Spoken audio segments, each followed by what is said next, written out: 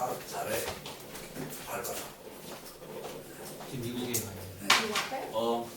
계속 강의하도록 하겠습니다. 부여서부터 우리가 다시 보죠. 그래서 부여 신화는 부여라는 나라는 이제 조선에서 기원전 한 4세기 3세기경에 진계 장군의 침략으로 인해서 북쪽으로 올라갔던 조선의 그런 사람들이 지금의 이제 저기 어디냐면은 파을빈하고 장춘 사이 부여라고 있지요. 네. 예, 그 지역쯤 되는 겁니다. 그 지명의 이름이 이제 거기서 나오는 것이 되죠. 그래서 이 부여를 이제 세우는 그런 그 신화에는 이제 해모수가 있는데 해모수의 해자는 이제 태양신을 말하는 해예요. 처음 거를 좀 들으셔서 이해가 되는데 지금 중간에 들어가고 나중에 이제 앞에 부분을 조금 더 다시 들을 수 있으면 이제 들어오도록 그렇게 하겠습니다. 그래서 강력한 그런 그 국가를 세우고자 하지만 사실은 오부족 연맹체 국가가 실제로는 될 수밖에 없었어요. 그래서 그 귀족들의 이제 그런 공동체를 마가, 우가, 부가, 저가라고 하는데 그것은 이제 말, 마자, 소우자, 그리고 이제 개구자, 그리고 저는 이제 돼지 저자인데 그래서 이제 마, 니우, 거우, 주 이런 형태가 되고 중앙에 이제 그 왕족이 있는 형태로다가 부여 나라가 이제 형성이 되는 겁니다. 그런데 같은 왕족 중에서 이제 해시 성이 이제 해가 이제 성이 된 거죠. 그래서 헤브루라는 사람은 그 하늘의 음성을 듣고 동쪽으로 가서 그쪽 부여에서 이제 동쪽으로 내려오는 지역에 동부여를 이제 세우게 됩니다. 그런데 이 헤브루는 자식이 없었어요. 그래서 이제 어느 날 그 이제 길을 가는데 바위에서 이제 금빛이 나더란 말이에요. 그래서 말이라고 가지 않고 그래서 무슨 일이냐 저를 좀 알아봐라 그랬더니 바위를 이제 들어봤더니 그 속에서 그 금빛이 나는 아이가 하나 있더래요. 금빛은 개구리 얼굴을 하고 있는데 그래서 그것을 금와라 금빛이 나는 개구리 와자를 써서 금화를 이제 헤브루의 양자로 삼습니다. 그래서 헤브루 다음에가 이제 금화가 왕이 돼요. 금화 왕인데 이런 형태에서 금화 왕이 있고 이제 금화 왕은 금화 왕이 이렇게 있고요. 해모수가 이제 여기 또 하나의 신화가 이제 해모수 부분에서 나오는 게 이게 뭐냐면 해모수가 사랑하는 여자가 하나 있어요. 이게 뭐냐면 압록강의 야루지앙의 그 이제 그 신을 하백이라고 하는데 이 하백의 딸이 유화라는 여자가 있었어요. 근데 유화가 압록강변에 이제 산책을 나갔다가 이 해모수라는 남자를 만나게 되는 거죠. 그러니까 둘이 서로 사랑하게 돼요. 근데 이제 둘이 서로 사랑을 해서 이제 허락을 받지 않은 상태에서 둘이 이제 멀리 도망을 가가지고 동거를 하죠. 그래서 이제 아기를 갖게 돼요. 근데 이제 그 하백은 굉장히 화가 나가지고 이제 자기 딸 자식을 찾으러 왔더니 이미 임신이 된 상태예요. 근데 이제 해모수는 그때 하늘에 일이 있어갖고 이제 잠시 올라갔는데 그때 이제 이 유화를 보고 너무 화가 나가지고는 입을 이제 잡아서 이만큼 늘려놨어요. 입을 이만큼 늘려놓고 이제 이 유화 부인을 자기 딸을 이제 허락도 안 받고 이제 임신이 된 상태에서 다른 남자와 동거해서 살고 있는 이 딸을 용서할 수가 없었던 거죠.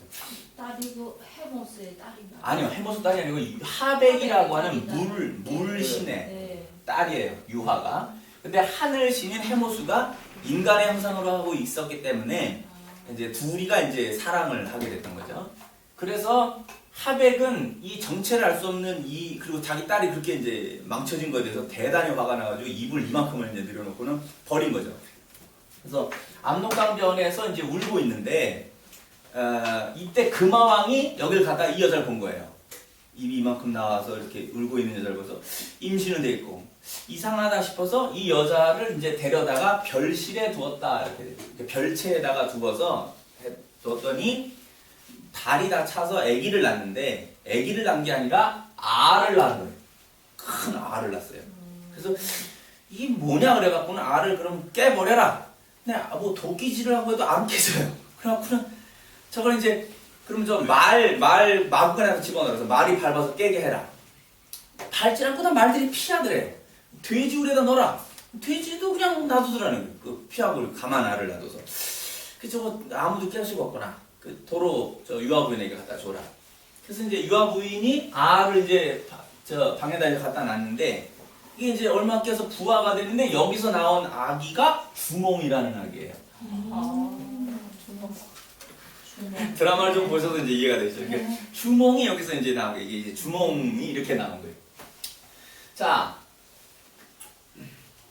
그러면 이 주몽이 있고 여기 금화왕은 이제 다른 그 왕비와 결혼을 해서 대소라고 하는 대소 태자와 나머지 이제 6명의 아들이 있어요. 그래서 7명의 아들이 있고 대소가 있는데 주몽이는 크면서 이 말을 잘 타고 활을 잘 쏴요. 무술에 뛰어나요. 그러니까 영웅이 점차 돼가고 있었단 말이에요. 그러니까 대소가 볼 때 굉장히 이제 질투가 난 거예요. 그래서 이 별채에 있는 왕자는 아니도 왕자와 신분이 같으니까 같은 등급에 있으니까는 항상 위기를 느꼈죠. 대소가. 그래서 자기의 친동생도 아니고 전 제거해 버려야 된다. 그래서 이제 주몽이를 늘 제거하려고 해요. 그래서 주몽이는 엄마가 유아 부인이고 이제 누구랑 결혼을 하냐면 예씨 부인이라고 하는 여자와 결혼을 했었어요. 주몽이. 예, 주몽이. 그런데 대소태자가 이제 하도 죽이려고 하니까 주몽이 탈출을 하게 돼요. 오이와 마리와 협보라고 하는 3명의 그런 부하들을 데리고 부하들이 이제 탈출해야 됩니다. 여기 있으면 대소가 죽입니다. 그래서 탈출을 동부에서 이제 탈출을 하는데 예씨 부인이 그때 임신을 하고 있었어요. 근데 여자 임신하는데 데려가면 추격을 당하니까 이제 유아 부인하고 예씨 부인을 못 데리고 가고 이제 남자들만 기동력 있게 이제 탈출을 해요. 근데 임신하고 있으니까는 단검을 잘라가지고 단검의 한쪽을 갖다가 숨겨둬요. 이제 주몽이가. 그런 다음에 그 예씨 부인에게 주면서 만일에 산의 아이가 태어나거나 그 아이가 나를 찾아오게 하시오. 근데 올 때 이게 내 아들인지 아닌지 알아야 되기 때문에 단검에 잘라진 반쪽을 찾아갖고 오게 하시오. 내가 어디다 감춰뒀으니까 그 감춰둔 곳은 7각으로 된 소나무인데 7각으로 돼 있고 이 소나무는 바위 위에 있어. 돌 위에 소나무가 있는데 7각이 되어 있어. 그런 나무 밑에다 내가 둬놨으니까 그걸 찾아갖고 오게 하시오. 이렇게 이제 수수께끼 같은 말을 남겨놓고 떠난 거예요. 이제 주몽이는 떠났고 주몽이가 이제 가가지고는 이제 떠나는데 어디로 갔느냐면 그게 지금 이 심양에서 그 좀 아래로 내려가면은 그 환인 지역이 있죠. 관런이라고 하는 지역이 있어요. 그 지역을 옛날에는 이제 졸본 지역이라고 했어요. 이걸 졸본 부여. 부여라는 나라가 지금 해모스가 세운 부여 이외에 헤브르가 세운 동부여가 있고 부여라는 이름으로 조그만 나라들이 굉장히 많이 있었던 거예요. 그래서 이 환인 지역은 이제 졸본 부여가 되는데 여기에 이제 이 부여의 자그마한 이 왕의 그 연타발이라고 그래요. 그 연타발의 딸이 누구냐면은 소선호예요. 드라마를 이제 주몽 드라마를 보셨으면 이 소선호 여자를 아실지도 모르는데 이 소선호는 동부여의 왕족과 결혼했었어요. 근데 이 동부여의 왕족이 죽어요. 그래서 2 아들만 낳고 남편이 죽었는데 이 소선호는 이미 2 아들이 있었어요. 이 아들의 이름이 비류하고 온조예요. 이 2 아들이 있는 과부죠. 그러니까 이제 남편이 죽으니까 아버지 친정에 돌아와서 2 아들을 데리고 있었어요. 이때 주몽이가 이 졸본 부여로 온 거예요.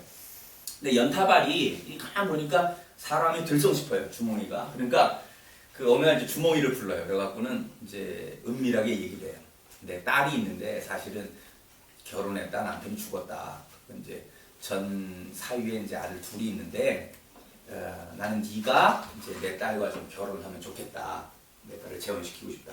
근데 주몽이도 사실 예씨 부인이 있잖아요. 근데 8살이 연상이에요. 소선호가. 그러니까 주몽이가 이제 예 생각해 보겠습니다 하고 나와갖고는 이제 오이마리 협보 자기 부하들과 얘기를 하는데 오이마리 협보가 이제 적극 찬성하는 거죠. 형님 성공하시려면 저 여자 잡아야 됩니다. 이렇게 이제 하는 거예요. 그러니까는 주몽이가 이제 그 부하들의 이제 말을 다 동의를 듣고 자기도 결혼한 아내가 있지만 소선호와 결혼을 해요. 그래서 소선호와 결혼을 해서 이제 사위로서 졸본 부여를 이어받아요. 그러니까 이제 아들들이 있음에도 불구하고 지금 여기를 이어받는다는 거는 소선호의 역할이 굉장하다는 거죠. 소선호가 그 아버지의 그것을 아들들이 있음에도 불구하고 이걸 사위가 다 물려받도록 한다는 것은 이 상당한 그런 그 능력의 여자라고 하는 걸 알 수 있어요. 자, 한편 이렇게 됐는데 그럼 여기까지만 일단 보고 이 얘기를 이제 할게요. 그러면 해모수가 지금 여기를 와서 유하 부인과 하고 하늘로 올라갔다 이런 이야기들이 뭐냐면 아까 이제 조선이 멸망했다 그랬잖아요. 조선이 언제 멸망했어요? BC 108년에 멸망했거든요. 한나라에 의해서 멸망을 했어요. 그러면 이 108년에 한나라 무제에 의해서 멸망한 나라에 지금 이렇게 보면은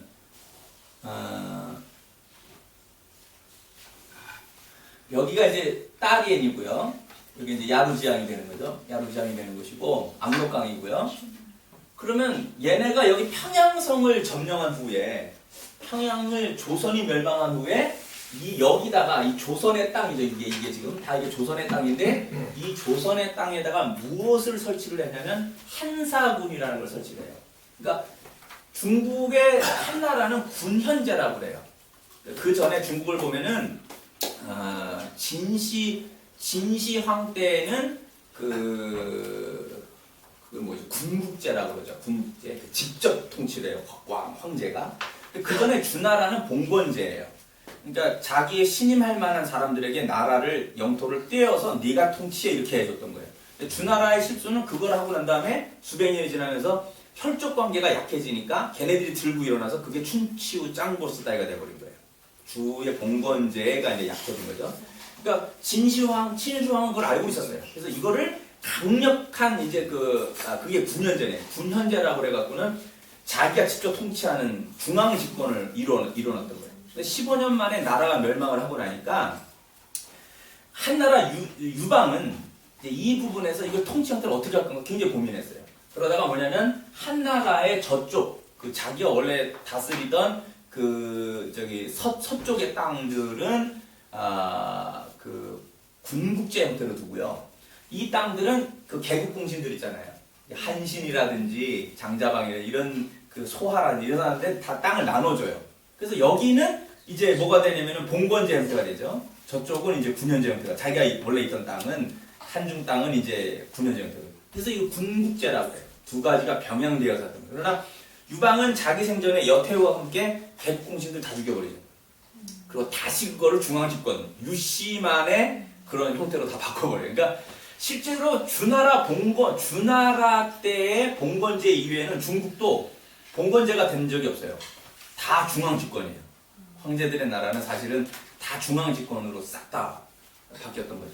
그래서 그때 토사구팽이라고 하는 이제 그 유방이 한신 죽이고 이럴 때 이제 이게 나오죠. 자, 이런 형태에서 이 시 안에 있는 무제는 어떤 형태로 이 점령된 조선을 보느냐? 여기를 자기들의 직접 형태로 군현제죠. 4군을 평양에 여기 낭랑이라는 걸 둬요.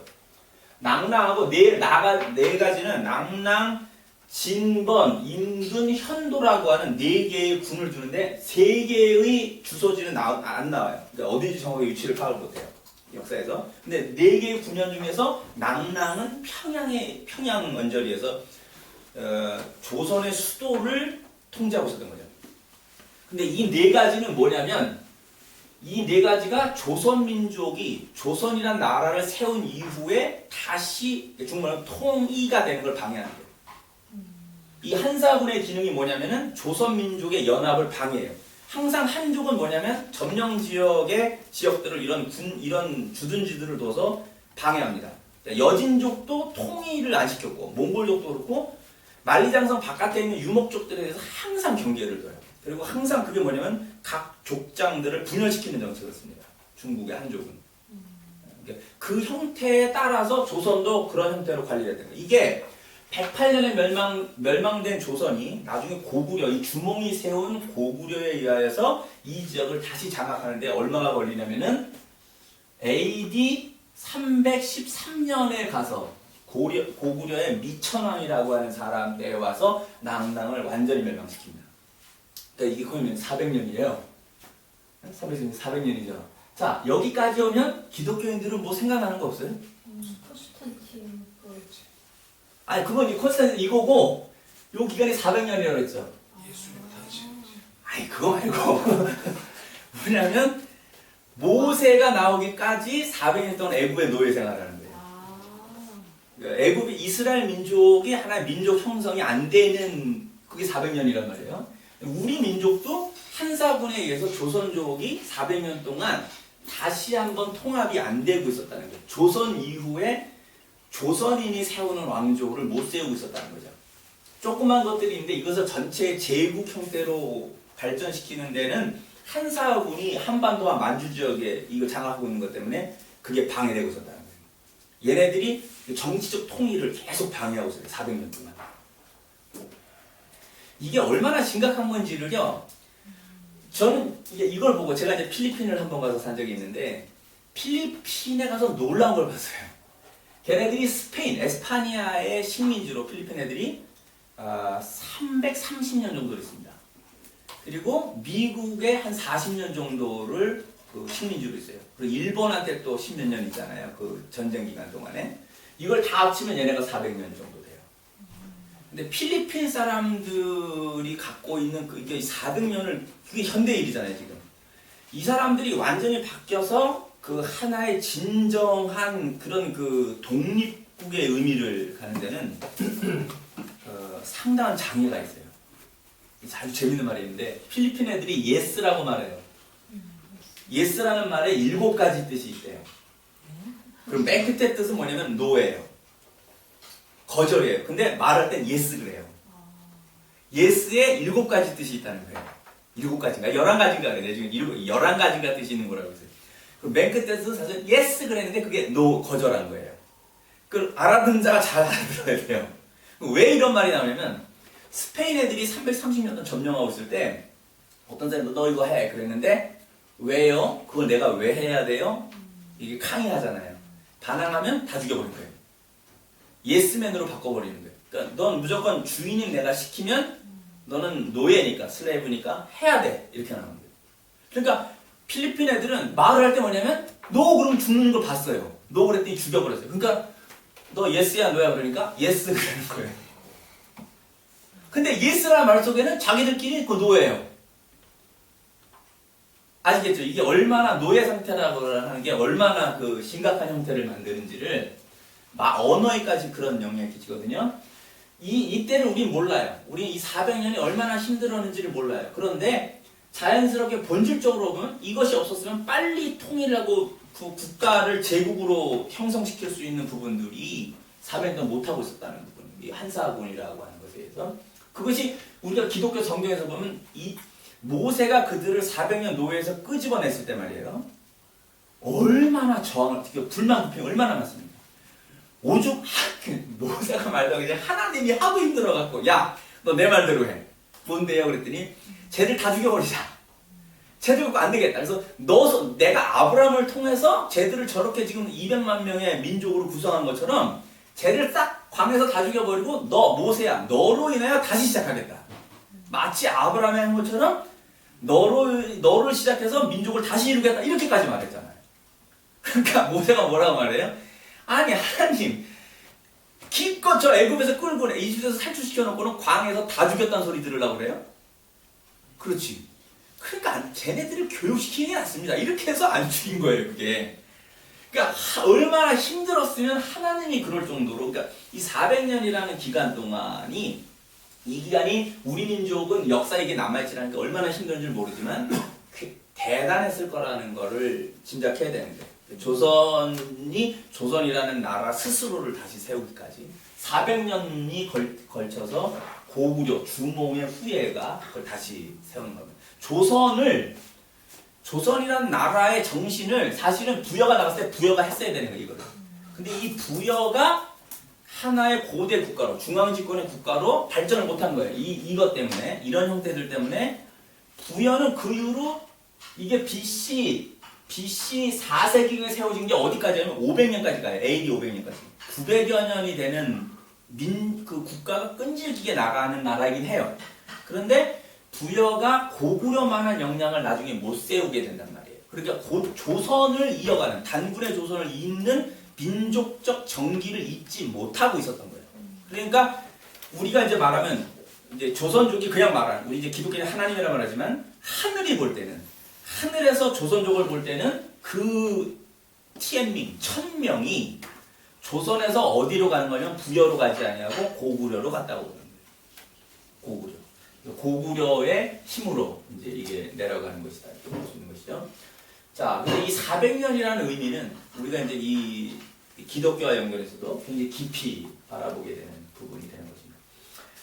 자, 그러면 여기서 이 아까 이제 해모수가 왜 여기 떠나고 이런 일들이 왜 있었는가? 이게 잘 보세요. 이 해모수가 뭐냐면 부여를 세우고 부여라는 국가를 존립시키기 위해서는 아까 이 한사군이 어떤 일을 했겠어요? 부여에 대하여 방해하고 제거하려고 했겠죠.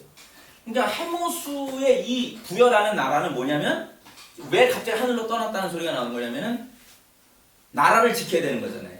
한사군의 공격으로부터 나라를 지키고 그들을 공격하여 없애는 기능이 해모수에게 있는 거예요.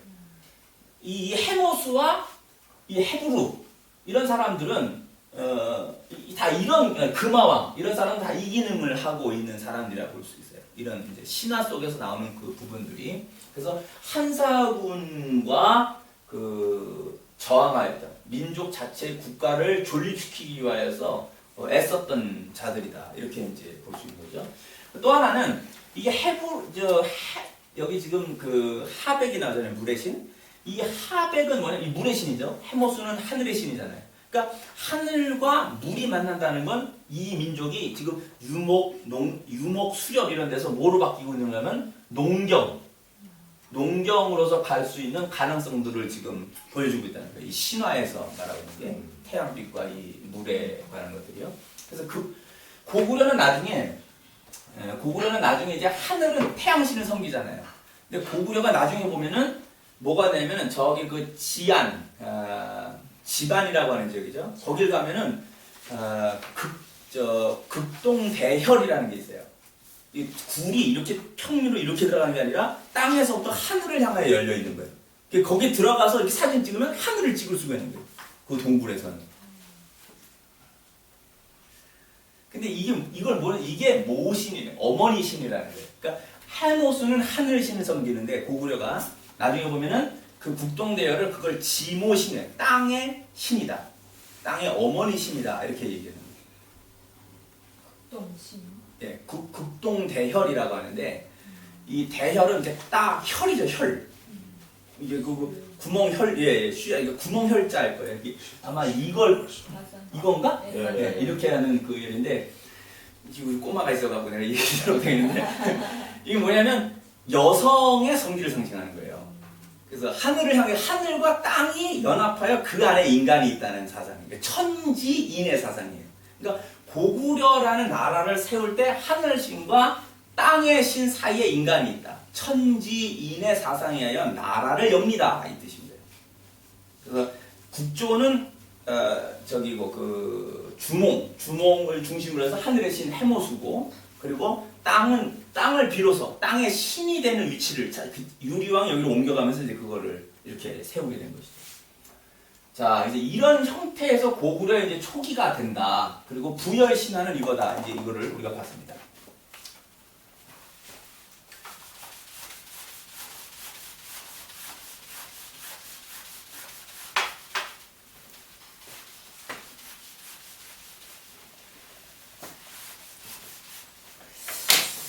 자, 그러면 이제 주몽이 이제 그렇게 떠났고요. 자, 주몽이 이제 그렇게 떠나서 소선호와 결혼을 하는데 이게 이제 주몽을 쫓아온단 말이에요. 대소가 죽이려고. 대소태자가 막 죽이려고 이제 쫓아왔어요. 쫓아와갖고는 그게 본시 쪽에 있는 그 강인지 아니면 환일에서 더 내려가서 있는 강인지를 모르겠어요. 제가 볼 때 본시에 있는 그 강 같은 느낌이 들어요. 근데 환인 쪽에도 뭐 하나 있는지 모르겠는데 강을 만난 거예요. 주몽이가. 그러니까 이제 아직 소선호를 만나기 전에 대소가 추격하니까 소선호를 만나기 전에 큰 강이 하나 있는데 이거를 건너기 어려우니까는 주몽이가 그 강에다 얘기를 한 거예요. 뭐냐면 난 하늘 신인 해모수와 그리고 강의 신인 하백의 손자다. 내 어머니가 유아 부인이고 내가 강의 신인 하백의 손자인데 나를 위하여 길을 열어달라 이렇게 강에다 명령을 얘기했어요. 그랬더니 잉어하고 거북이들이 다 올라와가지고는 다리를 만들어준 거예요. 그래서 이제 오이말이 협박하고 주몽이가 그거를 밟고 잉어하고 거북이를 밟고 강을 건넌 거예요. 그런데 대서보니까 흩어져 버린 거예요. 자, 그런 다음에 이제 주몽이가 이제 외쳤대요. 대서보고. 내가 지금은 이런 상황이 이러하여서 피하지만 내가 반드시 나라를 세울 것이다. 그런데 대소태자는 당신이 내가 지금 동부에 남겨둔 내 어머니 유아 부인과 나의 아내 예시 부인을 예우하면 내가 나라를 세운 후에도 당신의 나라를 예우할 것이지만 당신이 내 아내와 어머니를 핍박하면 내가 반드시 너를 치겠다. 이렇게 이제 강 건너에 이제 이 얘기를 하고 가요. 그런 다음에 이제 소선을 만나고 아까 이제 결혼하고. 자, 그럼 여기 남아 있는 예시 부인은 애를 낳는데 그 사내아이를 낳았어요. 그 아이가 바로 뭐냐면 유리 왕이에요. 유리 고구려의 두 번째 왕인데, 자 이제 유리가 이제 자기 아버지도 모르고 거의 비밀로 했겠죠. 그거 뭐라고 할 수도 없고. 그래서 맨날 이제 왕궁에서 따돌림 당하고 그러다가 이제 성장을 했는데 이제 엄마가 얘기를 해준 거죠. 너의 아버지는 지금 졸본부여에 있는 주몽왕이다. 너가 이제 어느 정도 나이가 되면은 찾아오게 했다. 근데 얘기를 해준 거예요. 그 7각이 된 소나무 밑에 돌이 있고 그 밑에 그 아버지가 표시를 하나 남겨두셨다. 단검의 그 반쪽을 찾아라. 근데 이제 산을 있는 대로 다 드신 거예요. 여러분 생각해보세요. 산을 다니면 건강해지잖아요. 산을 막 찾으려면 운동이 되는 거죠. 그게 훈련이 되는 거예요. 그리고 이제 무술 같은 게 이제 자연히 그거 뭐 동물 피하고 뭐 이런 적들 피하고 이러려면은 자연히 무술이 형성이 됐겠죠. 그냥 아무리 찾아도 없는 거예요. 그래서 포기를 하고 이제 집에 와서 이제 이렇게 앉아 있는데 자기 앉아 있는 나무 이렇게 그 툇마루에 이렇게 이제 기둥 세우는 거 있잖아요. 그걸 보니까 각이 7각이 돼요. 밑에가 돌이야. 그 집에요?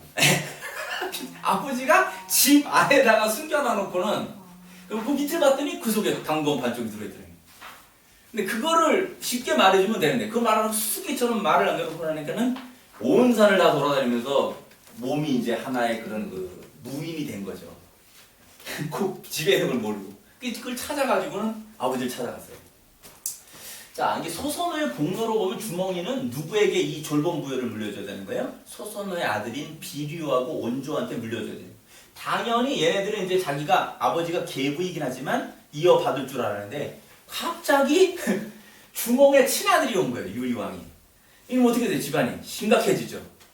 이게 누구에게 왕위를 주몽은 당연히 자기 친아들에게 물려주고 싶어 할 것이고 공로로 보면 이게 소선호의 왕국인데 저기 친정 아버지의 땅이잖아요. 그러니까 이들에게 물려주는 게 당연한데 공로로 보면 그러나 내 아들에게 넘겨주고 싶고 이 갈등을 이제 소선호가 한 거예요. 그러니까 이 소선호한 여자가 딱 여기서 그러니까 이제 소선호가 두 아들을 데리고 떠나겠다 이렇게 한 거예요.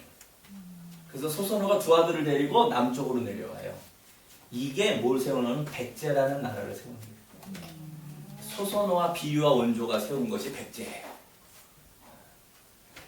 그래서 아까 제일 처음에 조선이라는 나라가 조선의 나라는 기원전 BC 2333년 10월 3일을 대한민국에서는 개천절 카이티엔지에라고 해서 대한민국 국가 성립일을 하지 않고 중국은 중화人民共和国를 그 이지우 스위의 이하오로 하지만 대한민국은 1945년 8월 15일에 1948년 8월 15일에 했지만 그날을 하지 않고 이날을 한다는 거예요. 그건 뭐냐면 단군의 조선서부터 조선족이 세운 나라는 다 연결돼 있다는 거예요. 다 연결돼 있잖아요. 조선에서 부여가 나고 부여에서 고구려가 나가고 고구려에서 백제가 나가고 있잖아요. 다 연결되기 때문에 이날을 조선족 나라의 그 개국일이다. 이렇게 이제 10월 3일에서 개천절 카이티엔지에라고 해서 기념을 하는 것이죠. 자, 이제 이렇게 내려왔고 그러면 소선호란 여자는 어떠냐? 이제 이 주몽이 아버지의 나라를 졸본부에 이어받았잖아요. 그 다음에 이 주몽이가 그 나라를 이제 반역이 일어나요. 이게 뭐냐면 주몽을 저항하는 세력이 있잖아요. 귀족들이. 그래서 주몽을 내쫓아버려요. 주몽이 그리고 이제 소선호와 같이 가서 소선호가 주몽이 같이 뭐냐면 구려라는 나라를 세우는 거예요. 거기 언덕구자예요. 언덕구자인데 거기 빛날 여자가 되는 건데 언덕에 세우는 이제 그 아름다운 나라, 아름다운 문명을 가진 나라가 이 뜻이 되는 거예요. 거기에 이제 주몽이는 원래 해시죠. 해주몽이에요. 그런데 이것이 이 나라를 세우고 그 당시 고귀한 사람에게 고시성을 줬어요. 고시라는 성이 이제 취해지는 거죠. 공로에 의하여. 그래서 고시성으로 바뀌는 거예요. 그래서 고구려가 되는 거예요. 해시, 해주몽에서가 아니라 그 위대한 공로가 있기 때문에 고시로 성이 개명되고 고시가 되어서 구려라는 나라를 세웠다. 이렇게 됩니다. 나중에 이 고구려 세우니까 졸본부여에서 다시 잘못했다 우리가. 너 다시 우리 왕해라. 그러니까 구려를 세운 나라에서 졸본부여가 다시 합쳐져서 그게 더 커진 거죠. 구려라는 나라로 고구려로. 자 그러면 소선호는 주몽이를 자기 남편을 지금 졸본부의 왕을 만들었다가 구려의 왕을 만들었죠. 그러다가 여기 유리가 오니까는 자기 친아들인 비류와 원조를 데리고 한강, 지금의 대한민국 서울이 있는 그 주변으로 가가지고 거기서 백제라는 나라를 세워요. 그럼 소선호라는 여자는 지금 뭐예요? 세 나라를 세운 여자예요. 그리고 얼마나 이 풍운이 많은 여자가 보세요. 결혼했는데 남편은 죽었고 두 아들을 데리고 재혼을 했는데 연하의 남자랑 8세 연하의 남자랑 결혼해서 그 남자를 다 키워준 거잖아요. 그 남자를 다 키워서 왕으로까지 세워줬는데 친아들이 찾아오니까는 그거 다 그냥 주고 자기는 또 두 아들, 친아들 데리고 내려가서 또 새 나라를 만들잖아요. 우리는 아까 웅녀라는 여자가 조선민족의 대표 여성, 조선족 여자의 대표적 여성이라지만 이건 뭐 어떤 사람들이 신화니까 뭐 신화라서 이제 안 받아들이려고 해요. 그러면 소선호는 실제 역사 인물이거든요. 그러면 이 소선호가 우리 조선족 역사, 조선족 여자의 대표 여성이 될 만하다. 뭐 어떤 어려움이 와도 그것을 이겨내고 가정을 다 잘 이렇게 해주는 이런 여자. 이게 신사임당 그런 여자가 아니라 이런 여자가 지금 이제 대한민국이나 조선민주주의인민공화국이나 여기 조선족이나 제일동포나 그리고 저쪽 고려인 중앙아시아가 있는 그 고려인이나 이런 그 조선족의 당에 있는 사람들 속에 여성상으로 이게 아주 중요하다 이렇게 보는 거예요. 그래서 웅녀를 못 받아들이기 위해서는 적어도 소선호는 역사적인 인물 이걸 받아들여라. 그때 여성분들이 아주 교훈이 많이 되죠.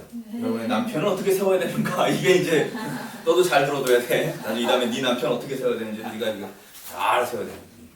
이 조선족 여자에게는 이 힘이 있다는 거예요. 이 힘. 그러니까 이걸 역사를 배우면서 이걸 세우고 저는 이제 여성들을 조선 여성들을 이렇게 세워놓으면 이 의식을 가진 사람들이 교육을 하는 거죠. 그래서 잠언성경 그 23장이 30장에 보면 누가 현숙한 여자를 얻겠느냐 그러죠. 그 현숙한 여자가 우리 이제 여자가 이쁘게 하고 있고 막 그런데 거기 성경에는 뭐라 하냐면 팔뚝 굵은 여자예요. 일을 많이 해가지고 팔뚝 굵은 여자. 허리가 이렇게 뭐 미어트하고 이렇게 이게 아니고 허리가 굵어요. 맨날 일해가지고. 그래서 거기 성경에 기록됐기를 아주 칭찬한 여자 뭐냐면 이 여자가 집도 사고 열심히 일해갖고 남편 제대로 세워놓고 집안 이렇게 세운 여자예요. 거기 성경에 기록된 게. 그래서 남자들이 듣고 아멘 이러죠. 다 남자들은 아 이런 여자에게 찬송한다고. 집에서 맨날 화장이나 하고 말이야 이러고 이러고 앉아있는 여자가 아니라 그런 여자를 좋아하는 남편도 있겠으나 성경이 말씀하는 여자는 여성이 어떤 그 이런 거에 그 사치나 이런 거 빠지면 안 된다. 결혼해서 삶은 현실이기 때문에 그 삶을 그 가정을 일으키고 그 자녀를 제대로 교육하고 남편을 잘 보필하고 돕는 배필로 만들어야 되기 때문에 이런 부분들을 말하는데 역사 속에서 저는 이 소선호나 웅녀나 이런 여자들이 성경 기독교와 이렇게 연결해서 뭐 그 정신은 같은 면들을 보게 된다는 것입니다.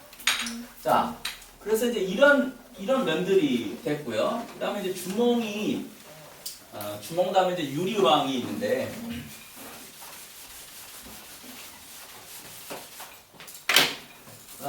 이제 그 유리왕은요, 유리왕에게 아주 재밌는 게 있어요. 유리왕이 뭐냐면, 아까 제가 조선에서 나온 그 노래 하나 있다는 거죠. 불렀던 노래, 뭐라 그랬어요? 1시간 전에 한 거 바로 잊어버리시죠? 공무도화가라고 그래요. 공무라는 것에 맞춰서 이제 뚜흐거라고 했는데 그거는 역사책에 그냥 내용만 있지 가사가 뭐 없잖아요. 근데 이거는 황조가는 우리나라 최초예요. 그러니까 조선족 최초의 역사 속에 기록되는 조선족 최초의 유행가예요. 이게 K-팝, 요즘 말하는 K-팝이라고 하는 조선족 최초의 유행가죠. 왕이 지었는데 이게 이제 유행한 거죠. 내용이 뭐냐면 펄펄 나는 적개골이 암수소로 정답구나 외로울사 이내 놈은 니와 함께 돌아갈 거 이 내용이에요. 편편 황조 자웅상이 칠실용을 쌍이 이거 뒷부분이 중간을 모르겠다. 한국말 나오는데 자, 이 황조가는 황조 황야오가 새가 이제 그 새를 보고 이제 노래한 건데 이게 뭐냐면 여기에 화희라는 여자가 있고요, 치희라는 여자가 있어요. 이 여자들의 두 싸움에서 이제 이 노래가 만들어진 건데 화희는 고구려 귀족의 딸이에요. 유리왕에겐 두 여자가 있었어요. 물론 다른 여자가 더 있었겠죠. 근데 화희는 정식으로 고구려 귀족의 딸이고 치희는 한족 여자예요. 근데 유리왕이 사냥을 나갔다가 어느 농부의 딸을 보고 이뻐서 데리고 온 거예요. 데려와서 이제 이제 뭐 이렇게 후궁으로 삼은 거죠. 그러니까 화희와 치희는 맨날 싸워요. 화희하고 치희가 맨날 싸워요. 이 여자도 이게 기가 세서 한정이 기가 세갖고 안 지는 거죠. 이제 자기 신분이 다 낮은데도 막 그냥 하면 진짜 들이대고 막 그러는. 그러니까 어느 날 유리왕이 이제 사냥을 나갔는데 둘이 대판 싸웠어요. 그리고 대판 싸웠는데 화희가 이제 그런 거예요.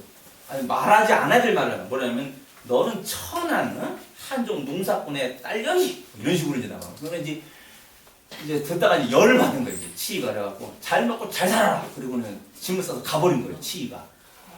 사냥에서 돌아와서 보니까는 사랑하는 여자가 없어.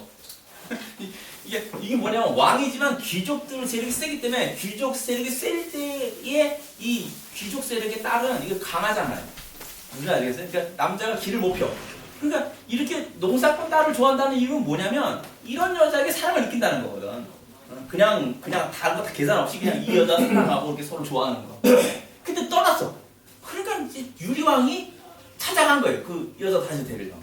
근데 이 또 동베이티팡이 한족 여자 이것도 세잖아요. 아무리 해도 이제 결정하고 안 간대요. 싫다, 안 간다. 제발 가도 안 간다. 결국 왕이 설득을 못하고 왕 혼자 돌아오는 거예요. 치희를 두고 혼자 돌아오는데 돌아오다가 얼마나 상심했겠어요. 돌아오다가 사랑하는 여자 안 돌아오니까. 돌아오다가 노란 새 2마리가 노는 걸 보니까는 쟤들이 더 낫다. 난 왕인데도 난 짝도 없이 혼자 이러고 좀 돌아가고 앉아있는데 새 둘이 막 노는 게 그걸 보고 지은 노래예요. 이게. 황조가가. 근데요, 이게 제일 처음 지은데 제가 왜 이걸 이제 얘기를 하냐면 이거하고 이제 이렇게 하면 재미없어요. 근데 이제 제가 나름대로 그냥 아마추어 학자지만 학자라고 하기 위해서는 이걸 재밌게 우리말 한국말로 이제 썰을 풀어야 돼. 이걸 재밌게 만들어야 돼. 뭐냐면 공자가 갑자기 이 글을 쓰는데 이게 생각났어요. 공자가 만든 시경이라는 게 있죠. 시징. 유교에서 말하는 성경은 실수오징이에요. 사소오경이죠. 이 사소오경의 제일 첫 번째가 시경이에요. 시경, 서경, 역경, 예기, 춘추, 논어, 명자, 대학, 중용할 때 시경이 제일 먼저 나와요.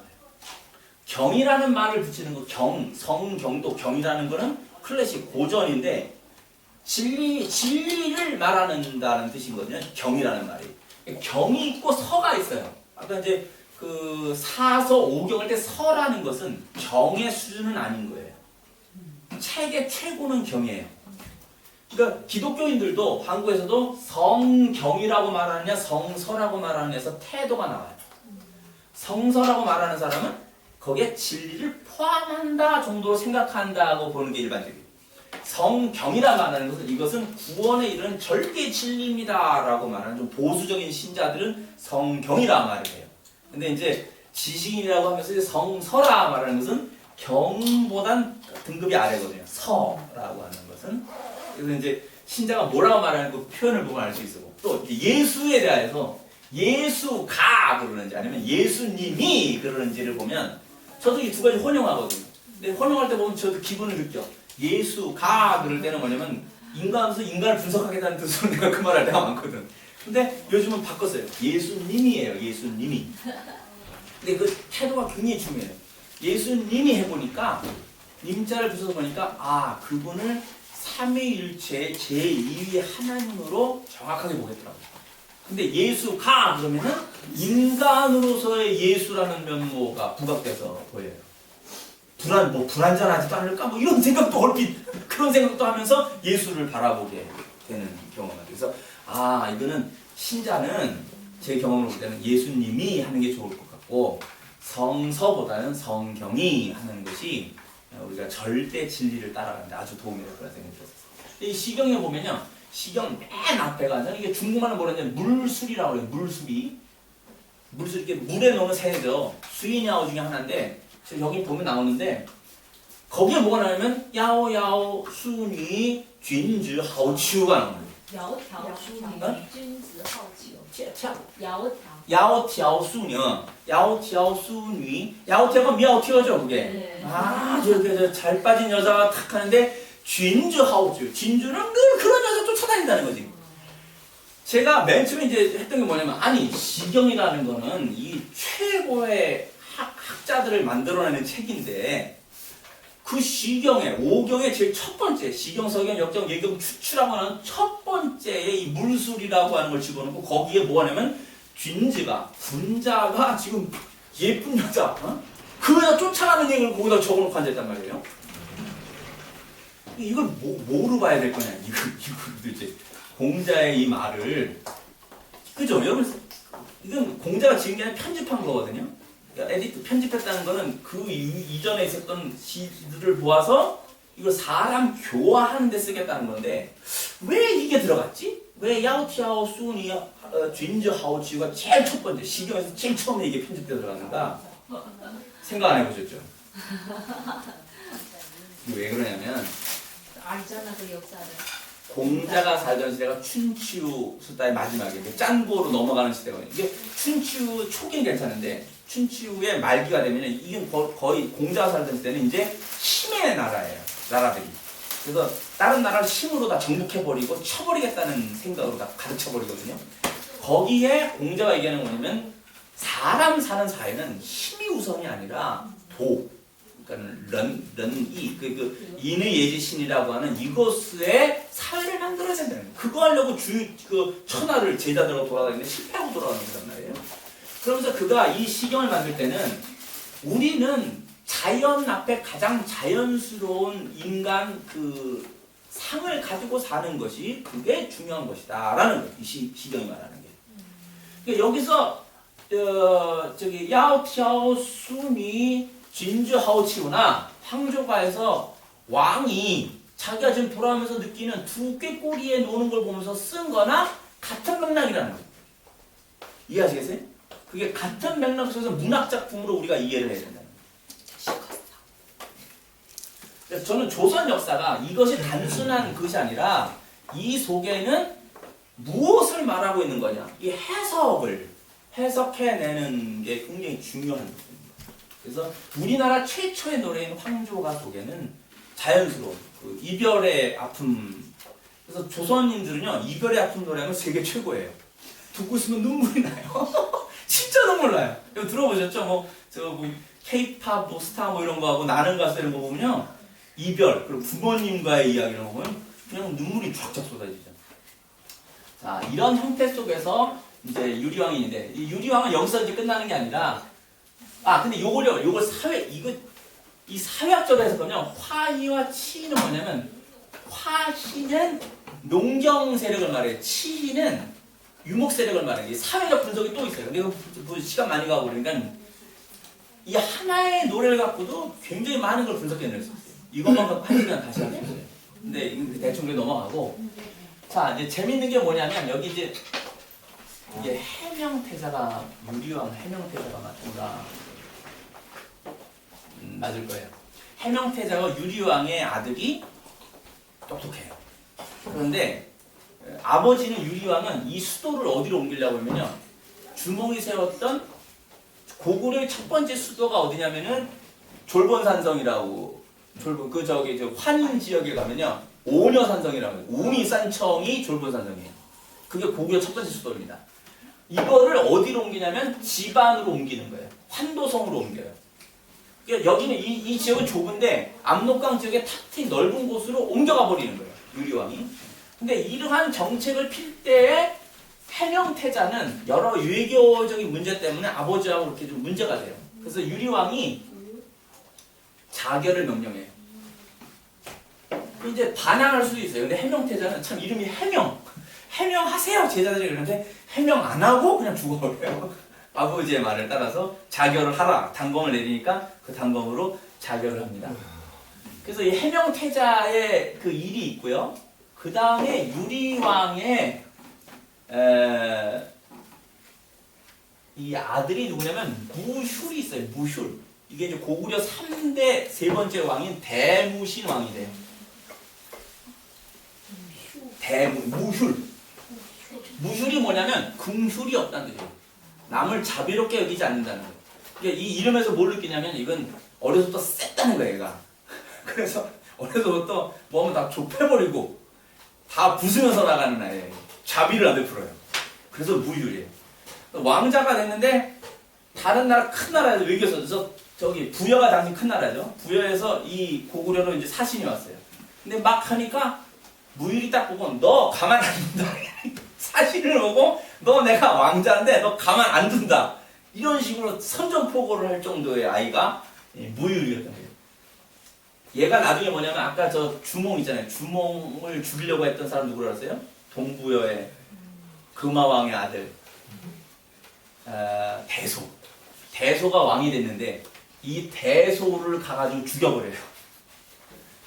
대무신이 대소 왕을 죽여버립니다.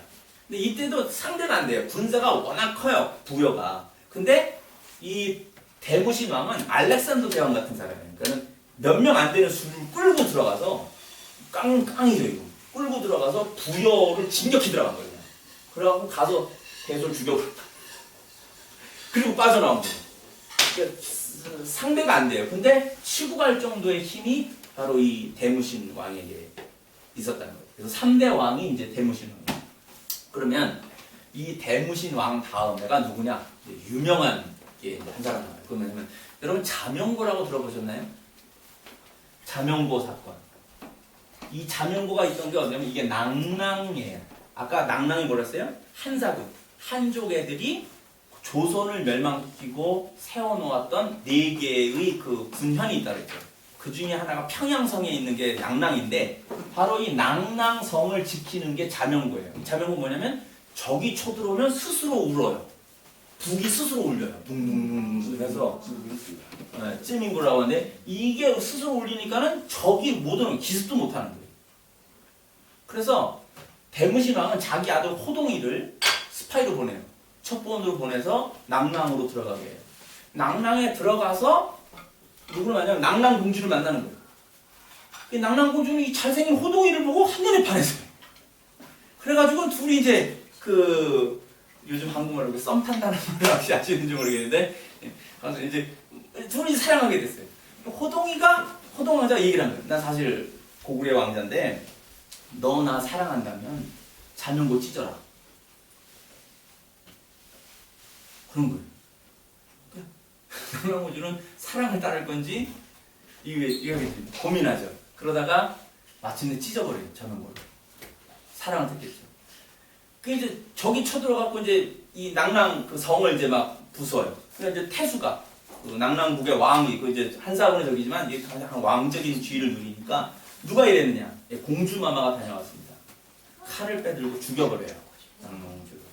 호동이는 호동 왕자 와갖고 이제 공주예요 그러면서 이제 응? 자기 적을 지켰으니까 이제 지키려고 왔는데 죽어 있는 거예요. 그래가지고 이제 막 그 고통스러운 거죠. 이 사내 저기가. 근데 마침 이때 그러니까 이러면 이 고구려는 공로가 있으면 그 사람이 왕이 돼요. 고구려 나라의 멋있는 건 뭐냐면 공훈을 세운 자에게 왕위를 물려줘요. 이 스파이로 보내. 여러분 이 생각해보세요. 내가 왕인데 내 아들을 적국에 지금 첩보원으로 보낼 수 있었어요. 죽을 수도 있잖아요. 못 보내거든요. 근데 고구려라는 나라의 위대한 건 뭐냐면 왕이 될 만한 제목은 목숨을 거는 일을 해봐야 된다는 거예요. 그러니까 적의 나라의 군인적으로 첩보원으로 보내는 거예요. 목숨을 걸고 네가 공훈을 세워야 너 고구려 왕 된다는 거예요. 이게 멋있어요. 그게 그 정도 자기 아들 아끼지 않고 이게 무인의 나라라는 거지. 이게 주몽이가 이제 이 설명하는 거예요. 주몽의 뜻이 뭐냐면 주는 말을 잘 탄다는 뜻이에요. 몽이 말을 잘 탄다는 거 주가 화살을 잘 쏜다는 거. 반대인가? 주가 잘 달리고 몽이 활을 잘 쏘는데 말을 타고 활을 잘 쏘는 사람을 주몽이라고 했어요. 그러니까 이거는 사람 이름도 돼요. 주몽은. 근데 무슨 뜻도 되냐면 중국말로는 뭐 쌍샤오, 뭐 중샤오, 샤샤오 하듯이 군인 계급이죠. 주몽은 당시 동부여의 군인을 이렇게 부르는 거예요. 군인 장교를 주몽이라고 불렀어요. 그러니까 이거는 말을 타고 활을 쏘는 장교를 주몽이라고 부르는데 주몽이란 뜻은 사람 이름도 되지만 그 당시 이게 보통 명사로서 그 계급을 주몽이라고 해요. 이 사람이 세운 나라이기 때문에 이런 나라는 뭐냐면 군인의 나라예요. 무인의 나라고 대대로 왕들은 뭐냐면 이런 자를 존중하고 공로를 세운 자를 왕으로 세요. 그러니까 정직한 거죠. 그러면 굉장히 이게 뛰어난 적이에요. 그러니까 호동이가 되는 게 당연한데 여기 지금 원비라고 하는 그 이제 대무신 왕이 이제 뭐 본처가 죽고 이제 저게 됐단 말이에요. 원비라는 여자를 따로 얻었겠죠. 이 젊은 여자인데 지 아들이 올라가면 좋겠는 거예요. 그러니까 호동이를 제거하지 않으면 자기 아들을 못 올리잖아요. 이게 성경에 나오는 비슷한 얘기가 나오고 에스더서의 얘기가 비슷한 뭐냐면 대무신 왕이 오는데 그 앞에서 마치 뭘 해갖고 호동이가 이렇게 이제 구글에서 그걸 이제 주워주고 이러는데 그림자는 뭐예요? 이게 겁간하려고 하는 걸로 보이게 만든 거예요. 그래가지고 대무신 왕이 난리가 난 거죠. 이게 뭐냐? 그 이제 호동이가 이제 해명을 해야 되잖아요. 그건 이러저러 합니다. 근데 원비는 가서 이제 또 막 옷을 이렇게 살짝 찢고 놓고 이랬겠지 뭐. 제가 나를 겁간하려고 했다. 이렇게 되니까는 대무신 왕이 화가 이만큼 나. 그래가지고 칼을 내렸죠. 칼은 뭐 약간 자결 명령이죠. 그러니까 호동이는 그걸 딱 봤는데 해명하면 되는데 왕자요 해명하셔야 됩니다. 근데 아까 얘기했죠. 낙랑공주와 이래서 삶의 의욕이 다 없어졌어요. 이게 뭘 한 건가 내가. 내 사랑도 제대로 못 지키고 나라를 위해서 했다고 하는데 내 여자는 죽고 이건 아무 의미가 없어요. 이렇게 남자들이 보통 그냥 죽은 거예요. 호동이가. 그래서 이제 이 슬픈 이야기예요. 이게 이제 호동왕자와 낙랑공주는 고구려 남자의 이제 중국에 뭐가 있어요? 주인 타이하고 양산봉가 그 얘기 있죠. 아름다운 나비가 돼서 한다는 그 아름다운 얘기 있는데 조선민족의 첫 번째 아름다운 이야기 중에 하나는 바로 이 비극적인 얘기는 호동왕자와 낙랑공주 이야기예요. 근데 이것은 나중에 이런 설화는 뭐냐면 실제로 그러진 않았을 거라는 거예요. 왕자가 이렇게 하다 이런 게 아니라 그건 후대 사람들이 낙랑공주도 이뻤겠으나 호동이를 기린 거예요. 그렇게 억울하게 죽은 호동이가 어떤 정도의 사람이냐라는 것을 학교화해서 마침 낙랑공주와 후대에게 이렇게 연결돼서 만들어진 거지 실제 역사에서는 그러지 않았을 것이라고 봐요. 근데 이런 이야기는 그만큼 이제 고구려인들 속에서 이 한사군을 치고 제 민족, 조선민족의 제 나라의 그 역량 강화를 어떻게 해야 된다라는 것 이런 생각들이 다 연결되어 나타나는 것이죠. 이해하셨습니까? 이 부분이?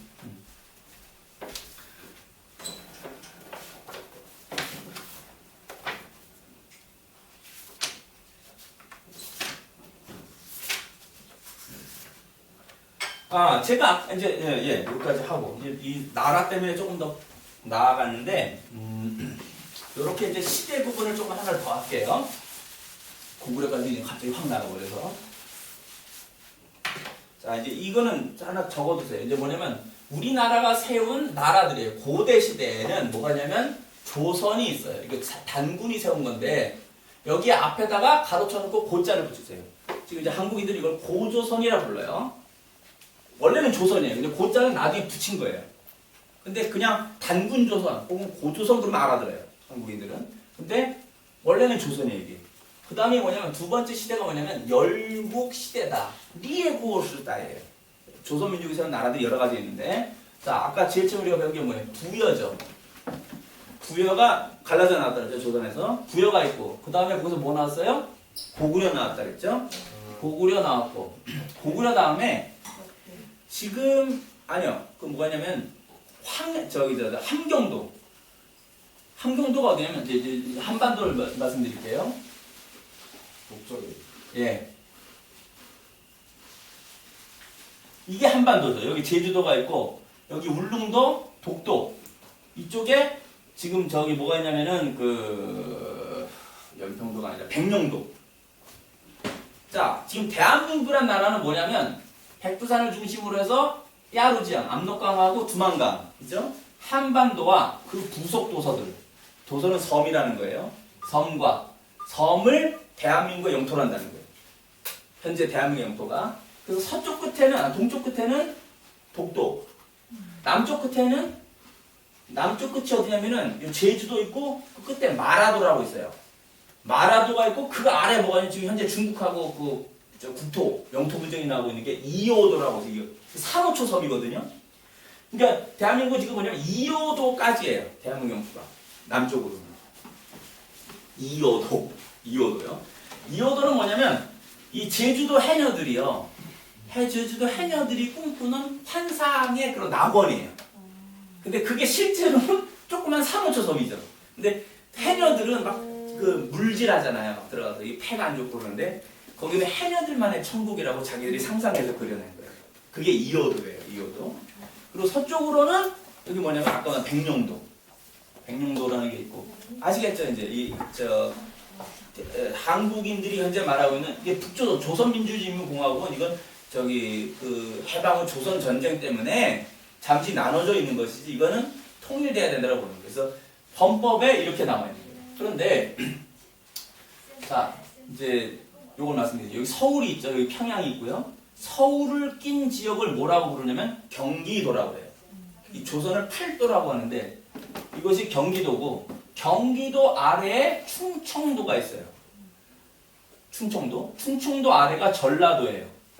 자, 이 명칭들은 어떻게 나오는 거냐면 경기라는 말은 베이징에서도 항상 이 유교에 관련해서 찡을 끼고 있어서 그 찡에 있는 관리들에게 쌀과 땔감을 공급하는 땅을 경기라고 하는 거예요. 그러니까 유교의 관점에서는 수도를 끼고 베이징도 마찬가지고 그 지방을 경기 지방이라고 하는 거예요. 그러니까 한반도에서도 유교의 영향이 500년 정도 강했기 때문에 수도 서울을 한양을 끼고 그 주변을 경기도라 이렇게 얘기를 한 것이고 충청도라는 거는 충주라는 지역하고 청주가 있어요. 이 두 가지 큰 도시를 중심으로 이걸 충청도다 이렇게 말합니다. 전라도는 전주와 나주라고 하는 도시가 컸었어요. 그래서 전라도예요. 경상도는 뭐예요? 경주가 있고 상주라고 있어요. 그래서 경주, 상주 두 큰 도시를 옛날에 그래서 경상도. 위에가 강원도예요.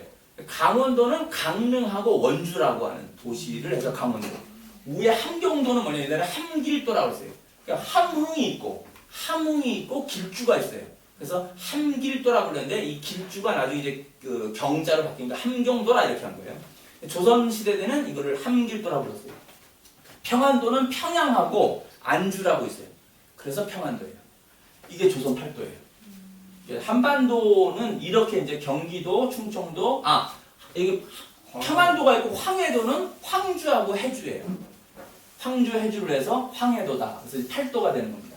그러면 여기 지금 이렇게 지금 얘기를 했지만 여기 이제 이쯤에 여기 따리엔이 있는 거죠. 여기 따리엔이 있는 건데 여기 랴오호, 잉코우에서 이렇게 흘러가는 이렇게 세워진 이게 랴오호란 말이에요. 이쪽에 신양이 있는 거고 이 랴오호 주변에 조선이 세워진 거란 말이에요.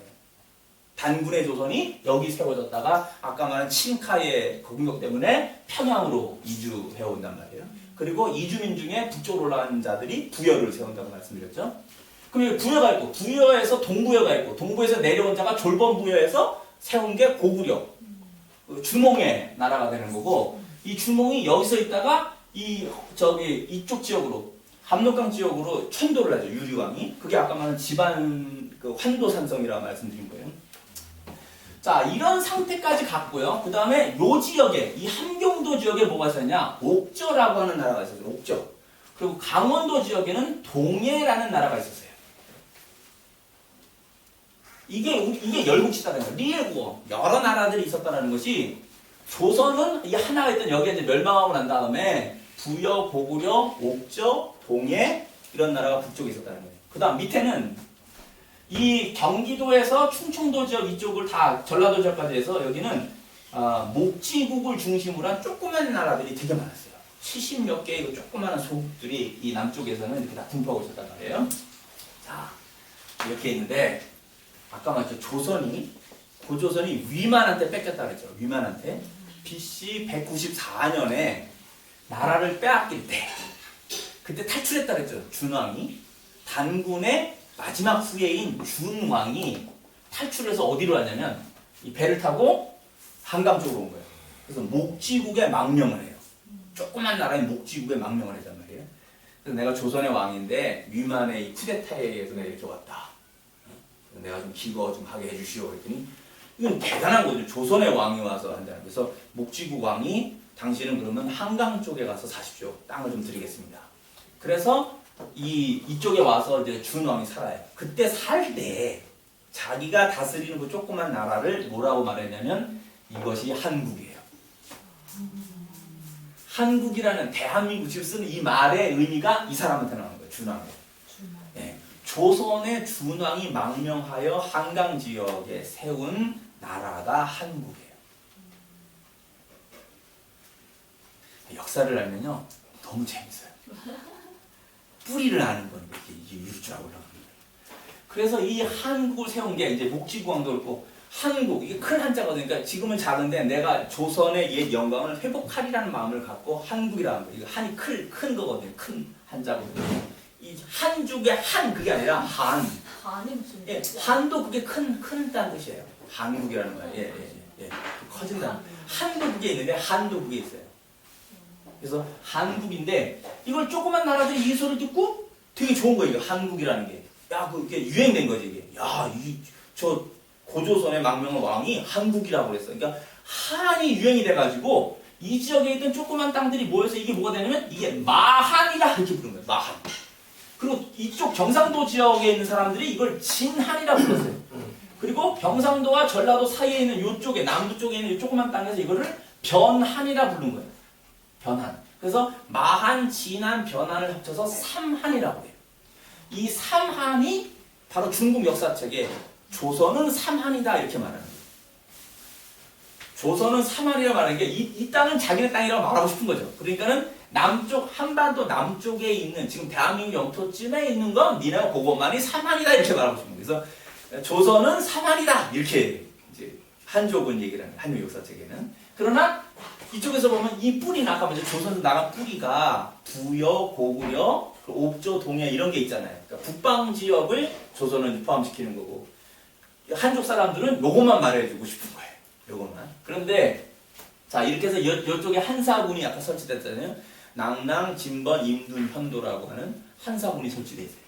자 이거를 고구려가 부여가 원래 그걸 해야 돼요. 이걸 다 없애버리고 이거를 조선민족을 다시 통일을 해야 되는데 그거를 부여가 제대로 못하니까 그 기능이 누구한테 갖다 그랬어요?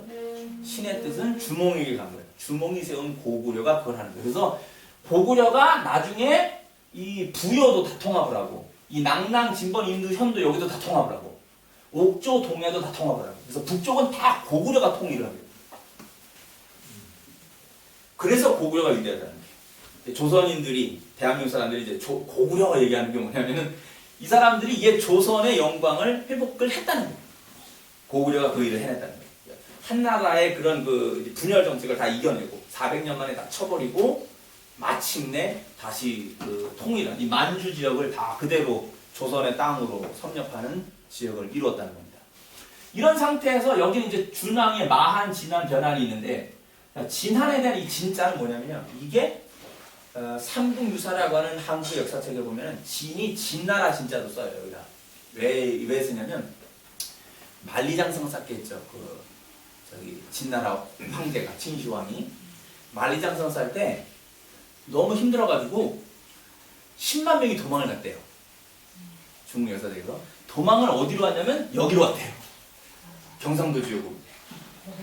10만 명이 여기를 와서 사니까 이 경상도 지역의 말이 바뀌었어요. 10만 명 중국인이 와서 중국말로 하니까 이 조선어하고 섞여가지고 경상도 사람들 지금도 뭐라면 언니 니 밥 먹었나 이렇게 말해요. 이 마치 발음이 마마 니 칠빨라마 이게 니 이걸 똑같이 쓰는 거예요. 억양도 비슷해요. 경상도 애들의 억양이 중국어하고 비슷해요. 한족 애들이랑 얘네들이 경상도. 그래서 이거를 진나라 애들이 10만 명이 내려오니까 그래서 친한이라고 할 정도였다. 상미적이 뭐냐면 마한 사람과 진한 사람은 말이 다르다라고 그랬어요. 말이 안 통한다. 이게 중국말이 들어와 버리니까 10만 명이 인구가 유입돼 갖고는 말이 이제 혼용 현상이 나타날 거 아니에요. 여러분들 지금 보세요. 저도 여기 왔고 제 아내하고 그래서 중국 와서 몇 년 사는데 그러면 마상 갈게. 마상 갈게 이러거든요. 마상 갈게. 그러고 왜 그러지? 한국말로 곧 갈게 이렇게 말해야 되잖아요. 여기 살면 말이 이제 섞이는 거예요. 마상 갈게 이렇게 하고 아까 저도 얘기를 하다가 전 이제 의도를 쌍반 하니까요. 뭐 이렇게 얘기를 하잖아요. 이제 출근하니까 이렇게 말해야 돼요. 한국인은. 근데 쌍반합니다. 이렇게 이제 얘기를 한단 말이에요. 섞인단 말이에요. 말이. 못 알아듣는 거예요. 그런 현상들이 있었다라는 거예요. 자, 그래서 이 지역 마하는 나중에 이게 뭐가 되냐면 아까 소선호가 내려왔다 그랬죠. 소선호 내려왔다 그랬잖아요. 고구려에서 그 유리하게 넘겨주고 내려왔잖아요. 소선호와 비류와 온조가 이쪽으로 내려온 거예요. 그래서 마한 지역을 재통합해요. 그래서 이 이름을 이게 백제가 되는 거죠. 마하는 백제가 되는 거예요. 마하는 백제가 되는 거고, 자 여기는 이게 진안인데 이 진안 지역은 누가 와서 세우냐면 여기서 흩어진 게 아까 흩어진 게 저쪽 부여로도 갔고 평양으로 내렸죠. 고구려가 그 한 세력이 그러니까 고조선이 멸망할 때 한 부류가 또 하나 내려와요. 이쪽으로. 그게 누구요? 박혁거세 세력이에요. 이 박시성을 가진 박혁거세라는 사람이 이쪽으로 내려서 경상도에서 경상 내려오는데 이 신화가 있어요. 나중에 신라 신화인데 얘도 아래에서 태어나요. 이 사람도. 혁거세가 이제 아래에서 태어난다고 그래요. 근데 아래에서 태어나는 신화는 한국의 신화는 조선민족의 신화는 두 가지가 있어요. 천손강림이라는 게 있는데 하늘에서 신의 자손이 내려온다는 거예요. 신이 내려와서 나라 세운다는 게 있고 또 하나는 남방 쪽은 뭐냐면 알지신화라는데 아래에서 태어난다는 거예요. 아래에서. 근데 주몽이는 아까 뭐라 했어요? 해모수의 아들인데 알로 태어나서 사람이 되죠. 그러니까 천손과 알, 이 남방의 문화와 북방의 문화가 연합되어 있는 거예요. 주몽이한테는. 아시겠죠? 여기는 이제 박혁거세도 하늘 신에 의하여서 알에서 태어나요. 그래서 이걸 사로국이라고 놔줬는데 이쪽에 이거를 신라라는 나라를 세우는 거예요. 그래서 이게 백제는 여기서 내려온 소선호 부전에서 백제가 나온 거고 여기는 고조선, 이 조선의 후예들 가운데서 박혁거세가 신라를 세우는 거예요. 아시겠죠? 이 변화는 뭐냐면 여기 김수로 왕이라고 있어요. 김수로 왕이 뭐를 세우냐면 가야라는 나라를 세워요. 그래서 마한, 진안, 변화는 나중에 백제, 신라, 가야로 변해요. 소리게 변하는 거고. 조그만 땅에서 나라. 네. 네. 중국은 한 200여 개 있었거든요. 춘추 시대예요. 그거를 7개로 나중에 바꾸는 겁니다. 7개로 바꿔서 그 이제 짠구어 치시용이라고 하죠. 전국 칠홍의 시대로 이제 바뀌게 되는 거죠. 자, 그래서 이제 이렇게 돼서 여기 고구려가 되고 백제, 신라 그리고 이제 여기 가야. 그래서 이걸 저는 사국 시대다 이렇게 얘기를 합니다. 근데 한국의 역사 교과서에는 삼국 시대다 이렇게 얘기를 해요. 고구려, 백제, 신라란 말이에요. 가야를 빼버립니다. 왜냐하면 한국에서 조선의 역사학자들은 고대 국가라면 중앙 집권을 이루었느냐 못 이루었느냐로 국가를 말해요. 왕이 전체를 통할했느냐 아니면 귀족들이 나라를 나눠 갖고 있었느냐. 귀족들이 나라를 나눠 갖고 있으면 그걸 부족국가라고 합니다. 국가는 국가지만 완전한 중앙 집권을 못 이뤘다. 그러니까 역사학자들은 중앙 집권을 이룬 나라들만 어떻게 보면 나라로 인정을 하는 거죠. 그래서 가야는 이 시대에 조그마한 형태를 있긴 하지만 그걸 받아들이지는 않아요. 나라 형태로 연구를 하긴 하지만. 그래서 역사 교과서 삼국이고 저 같은 사람은 사국으로 얘기합니다. 어차피 그는 나라였고 수백 년을 이어간 나라이기 때문에 인정해야 된다는 것이죠. 이제 됐죠. 이 열국시대. 그래서 열국시대에서 뭐로 내려온 거예요? 사국시대로 내려온 거예요. 사국시대로. 이제 이 사국시대가 이제 서로 경쟁하는 거예요. 다시 하나의 통일된 나라를 위해서 경쟁을 하다가 이 열국시대에서 뭐로 바뀌냐면은 남북 왕조 시대로 바뀌어요. 이거를 한국 교과서에서는 통일신라라고 얘기를 해요. 이걸 통일신라 시대라고 얘기하는데 저는 이 말을 안 쓰는 거예요. 통일신라라는 말을 안 쓰고 남북 왕조 시대다. 그럼 뭐냐? 밑에는 신라가 통일을 해요. 백제하고 가야 이런 데를 다 이제 통일을 하고 고구려 일부분까지 이제 통일을 해요. 신라가. 나머지 부분은 당나라에게 뺏겨요. 그런데 이 당나라에게 뺏겼던 이 지역을 이때 고구려의 장군이었던 대조영이라는 사람이 있어요. 드라마 보셨죠? 이 대조영 장군이 30년 고생을 해요. 그러니까 고구려가 668년에 멸망을 하는데 대조영이 발해라는 나라를 세우는 것은 698년이에요. 딱 30년 동안 갖은 고생을 다 하고 이제 그 창춘 위쪽 지역에서 동모산이라고 하는데 거기서 나라를 세워요. 대진국이라 했다 나중에 이제 발해로 바꿉니다. 그래서 이것이 발해를 세우는데 그 영토가 옛 고구려 영토를 다 회복을 했을 뿐만 아니라 지금의 러시아 영토까지 그 흑해주 연안 지역까지 더 넓은 영토를 차지를 합니다. 발해가. 그래서 고구려보다 더 큰 영토를 차지한 이런 형태가 되거든요. 그래서 이때를 남쪽에는 신라가 있고 북쪽에는 발해가 있다 해서 저는 남신라 북발해 이렇게 해서 남북 왕조 시대다 이렇게 얘기를 하고 한국에서는 이제 경상도사 신라 쪽에서 이제 한 그 대통령이 된 사람들이 많았었어요. 그래서 자기네 이제 신라 옛 조상들의 것을 이제 강조하기 위하여서 역사를 이제 통일 신라다 이렇게 이제 얘기를 하는데 많은 역사학자들은 그걸 좋아하지 않아요. 정치에 의해서 이렇게 왔다 갔다 역사는 역사대로 가야지 왜 그게 정치 이데올로기에 의해서 역사가 거기에 이렇게 아첨하는 간신 노릇을 해야 되느냐. 그래서 저 같은 사람은 이걸 좋아하지 않고 통일신라는 말을 좋아하지 않고 남북 왕조 시대를 좋아한다. 그러다가 남북 왕조가 쭉 이제 내려가다가요. 930년경에 가가지고 이 신라 지역에서 이제 문제가 생겨요. 뭐냐면 먼저 위에서는 926년인가에 그 발해가 멸망을 해요. 누구한테 멸망하면 중사하면 칠한족, 거란족에게 멸망을 합니다. 그래서 내려오게 돼요. 이 유민들이 발해 유민들이 고려로 내려. 밑쪽에서는 여기 신라가 있는데요. 신라의 한 장군이 상주 사람인데 이 사람이 이 옛날 백제의 땅에다 뭘 세우냐면 후백제라는 걸 만들어요. 이거 견훤이라는 사람이에요. 견훤이 후백제를 만듭니다. 그래서 이게 후백제가 되고 위에는 궁예라고 신라의 왕자인데 왕자의 이제 왕족의 난에 탈출하다가 어렸을 때 눈을 잃어요. 하나를. 그래서 애꾸눈이에요. 그러다 절에서 커서 스님이 돼요. 그러나 이제 이 궁예가 나중에 커가지고 이 강원도 지역 철원을 중심으로 해서 이 지역의 맹주가 됩니다. 그리고 여기 송악이라고 하는 지금 개성이에요. 개성. 서울 위에 그 38섬 위에 개성이라는 땅이 있는데 개성의 옛날 송악이라고 불렀고 이 송악의 이제 우두머리가 이게 왕건입니다. 근데 왕건이 궁예의 신하였어요. 근데 궁예가 나중에 하도 이제 포악하다 하여 신하들이 궁예를 죽이고 왕건을 왕으로 추대합니다. 이것이 고려입니다. 그래서 이 고려가 있고 여기 후백제가 있고 신라가 돼서 다시 삼국처럼 됐죠. 그러다가 신라가 마지막 왕 경순왕이 고려에게 나라를 바쳐요. 그래서 이렇게 되고 후백제도 나중에 고려가 통일을 해요. 그래서 이것을 우리가 고려 왕조라고 해요. 고려 왕조예요. 남북 왕조 시대 다음에 이제 고려 시대로 갑니다. 이 고려가 500년을 갑니다.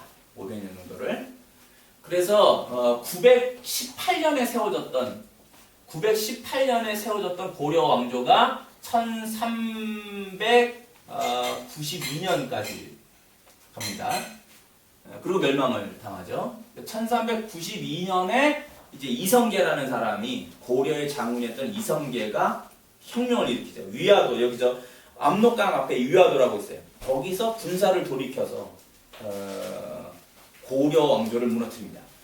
그리고 나라를 세운 게 이게 조선입니다. 조선이 쭉 어디까지 가냐면 1910년까지 가요. 1910년에 누가 조선을 멸망시키냐면 일본이 멸망시킵니다. 일본이 침략해온 거죠.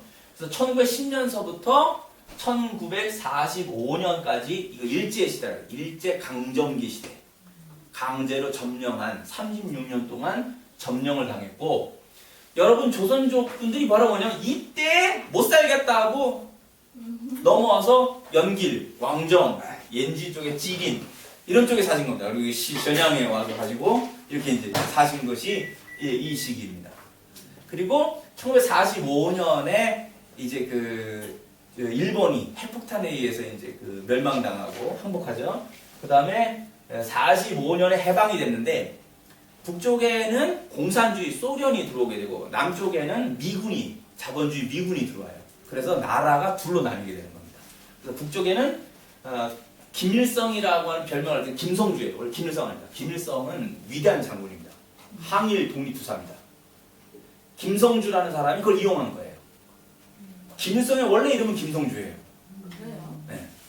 김일성은 남의 이름을 가져. 남의 이름을 김일성이 만약 그때 들어왔다면 70 이상의 노인이어야 돼요.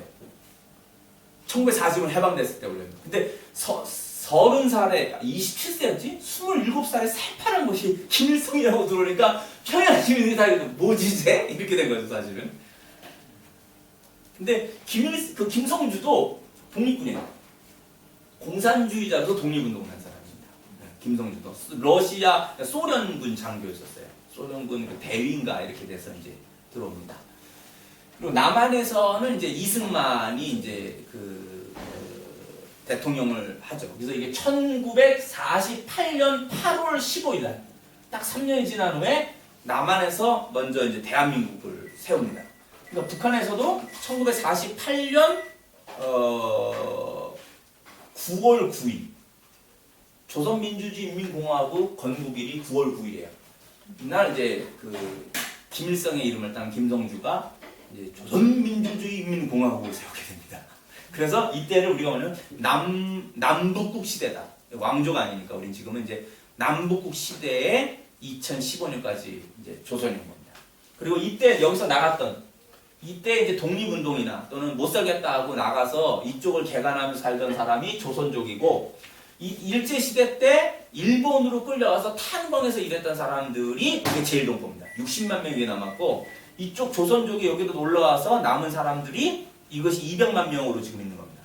그 중에 70만은 다시 지금 한국으로 돌아와서 이거 130만 명만 지금 흩어져 갖고 언어도 잃어버려 가고 있는 이런 이제 상황 속에서 조선족이라고 하는 그 민족 단위 하나는 이제 없어질 거냐 아니면은 지켜갈 거냐 이 문제에 대해서 조선족 스스로 고민해야 됩니다.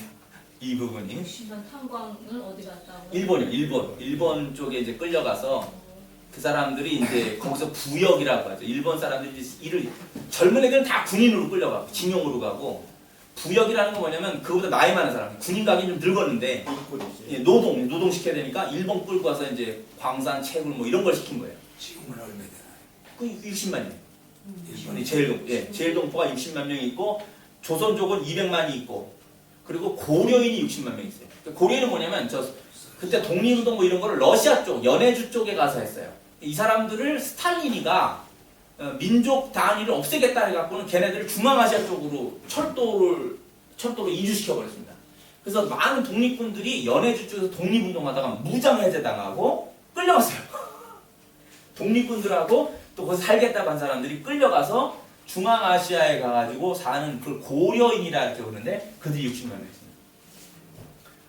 그러니까 지금 이제 우리 조선인의 민족 단위가 뭐냐? 이제 간략하게 말씀드렸는데 대한민국, 조선민주주의인민공화국, 조선족, 그리고 제일동포, 고려인 여기까지가 민족 단위입니다. 나라는 국가는 다 내셔널리티는 다 달라요. 근데 이거는 대한민국에서 바라볼 때 제가 이제 대한민국 아이들에게 얘기를 하는 게 뭐냐면 니들은 이 5개의 단위는 항상 하나의 민족 단위로 봐야 된다. 근데 저런 애들, 이제 캐나다 간 애들 있잖아요. 쟤네 미국 간 애들, 얘네들은 이 민족 단위로 저는 이제 별로 끼고 싶진 않은 거예요. 왜냐면 쥐들이 알아서 간 거잖아요. 국적을 쥐들이 바꾼 거잖아. 뭐냐면 쥐들이 더 잘 살겠다고 바꾼 거죠. 그쪽으로. 무슨 말인지 아시겠어요? 제외 덤퍼라고. 제외가 짜이인데 이제 재밌는 말인데 제외시켜버린다는 거죠. 제외. 진짜 제외동포라고 이제 재밌는 말을 이제 하는데. 그럼 좋아해. 좋아. 예. 좋아하는 위치에 있는. 예. 그래서 이제 미국에도 우리나라 사람들이 조선족이 한 500만 명 가 있대요. 사실은 제일 많이 가 있는 거죠. 500만 명이 가 있으면 대단한 건데. 이 부분에서 얘기할 때 물론 이제 교포로서 우리는 같이 교류를 해야 돼요. 근데 제가 말하는 건 뭐냐면 조선족과 제일동포와 고려인은 자기가 원해서 갔던 게 아니잖아요. 민족의 비극 속에서 어쩔 수 없이 끌려가든지 살기 위해서 갔다가 머물러진 사람들 아니에요. 그러니까 대한민국이 잘 살든 조선민주주의인민공화가 잘 살든 한반도 그 원래 영토에 그 본족을 두고 있는 사람들은 이 사람들을 항상 같은 민족 단위에서 두고 도움을 주고 서로 살고 문화를 공유해서 갈 생각을 해야 된다는 거예요. 그걸 한국 애들에게 심어줘야 된다는 거예요. 이 역사에. 그래서 품어라. 같이 품어야 된다. 그러니까 내셔널리티는 국적은 좀 다 따로 있지만 이건 민족이란 단위에서 문화로 하나로 가야 된다는 거예요. 그러니까 여러분들 조선족도 여러분 그래서 이게 저 조선민주주의인민공화국이든 대한민국이든 하나의 민족 단위에서 서로가 이 유대감을 가져야 된다는 거예요.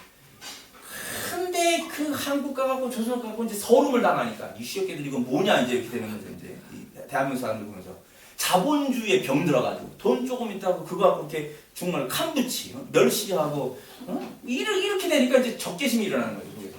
이제 한국인들도 볼 때 이제 같이 대한민국하고 중국하고 이제 우리는 좀 응원했으면 좋겠는데 중국만 얘기 응원하는 거야. 쟤는 뭐지 이렇게 되는 거지 이제.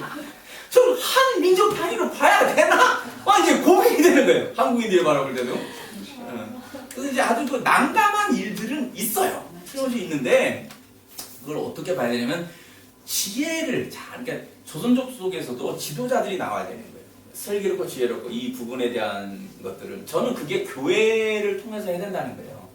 이런 지금 통합 단위들이 없잖아요. 조선족 사회 내에서. 그걸 목사님들이 조선족 목사님들이 이 의식을 가져야 되는 거예요. 그래서 그걸 어떻게 이제 한국 사람이든 북한 사람이든 또 고려인의 제일교포는 이걸 어떻게 우리가 연관 관계를 가질 거냐 여기에 대한 그게 있어야 되는 거예요. 그래서 역사는 이런 의식들을 우리에게 심어주는 아주 그 중대한 일이 되는 거예요. 밥 다 됐어요? 네. 그럼 밥을 먹고 이제 우리가 더 하려고 그러는 거죠.